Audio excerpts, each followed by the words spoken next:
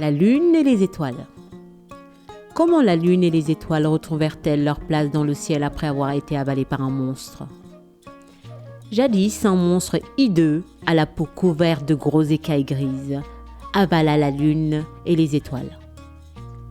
Les nuits devinrent noires, très noires, encore plus noires, comme ces nuits sans lune qu'on connaissait parfois avant l'arrivée du monstre.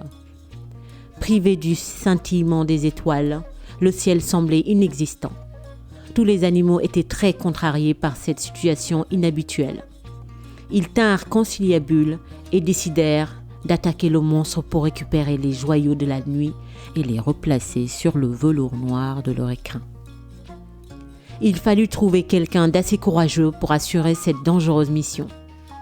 Le temps passait et personne ne semblait volontaire.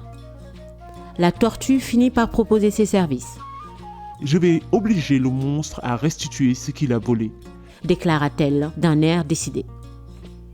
On l'acclama pour son courage avant de lui donner le couteau qu'elle demandait pour éventrer le monstre. Elle prit la direction de la forêt où vivait ce dernier. En arrivant, elle entendit d'effroyables grognements. « Je sens quelqu'un approcher !» hurla le monstre. « Qui que ce soit, sache que si tu ne t'éloignes pas rapidement, je vais te happer et te broyer avec mes puissants mâchoires. » La tortue se mit à trembler et fit aussitôt demi-tour. Elle était si apeurée qu'elle perdit son chemin et finit par tomber dans un trou, où elle se retrouva sur le dos. Malgré tous ses efforts, elle ne parvint pas à se retourner et mourut en tendant désespérément ses 4 pattes vers le ciel. Comme personne ne la voyait revenir, les animaux en conclurent que le monstre l'avait mangée. Ils cherchèrent alors un autre volontaire pour s'attaquer à lui. L'oryx se présenta. « Je vais m'occuper de ce monstre et lui reprendre ce dont il nous a privés, » dit-il avec fermeté. Tous les animaux applaudirent à ses paroles et l'encouragèrent à partir sans attendre. L'oryx courut rapidement le chemin menant à la forêt, un long couteau entre les dents. Il pénétra et entendit le monstre pousser d'horribles grognements et proférer des menaces. Glacé de peur, il eut un malaise et il tomba raide mort. Quelque temps après, le chat sauvage voulut prendre le relais. Pour réussir là où les 2 autres ont échoué, expliqua-t-il avec beaucoup de conviction, je profiterai de la nuit et de ma vue perçante. Mais j'ai besoin au préalable de reprendre des forces. Offrez-moi donc un grand plat de riz avec de la sauce d'arachide et je vous rapporterai la lune et les étoiles. Les paroles du félin firent sourire tout le monde et personne ne le prit au sérieux. Il se trouva pourtant un animal qui, après avoir réfléchi, voulut le satisfaire et lui servit une grande calebasse de riz.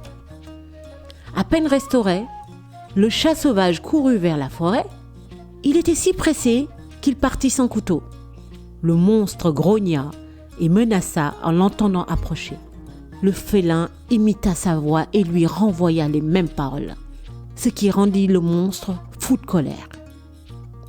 Quand ils furent face à face, le chat sauvage prit conscience du danger qu'il courait et fut saisi de tremblements convulsifs. Il tenta un saut pour prendre la fuite, mais il se montra si maladroit qu'il retomba dans l'immense gueule du monstre. Il pénétra dans son ventre et s'empara des étoiles et ressortit par son derrière. Dans sa précipitation, il oublia la lune. Une fois à l'air libre, il jeta les étoiles en l'air. Elles reprirent leur place dans la voûte céleste et étincelèrent à nouveau dans la nuit. Le monstre qui s'était retourné ouvrit son immense gueule pour happer le félin. Mais ce dernier avait retrouvé son courage. Il sauta dans le gouffre, lui faisant face et ressortit par le derrière du monstre avec cette fois la lune sous le bras. Il la jeta vers le ciel où elle reprit sa place parmi les étoiles. Les animaux réservèrent au chat sauvage un accueil triomphal et le proclamèrent prince de la savane. Quant au monstre, il devint la risée de tous. Il en éprouva une telle honte qu'il finit par immigrer vers d'autres contrées.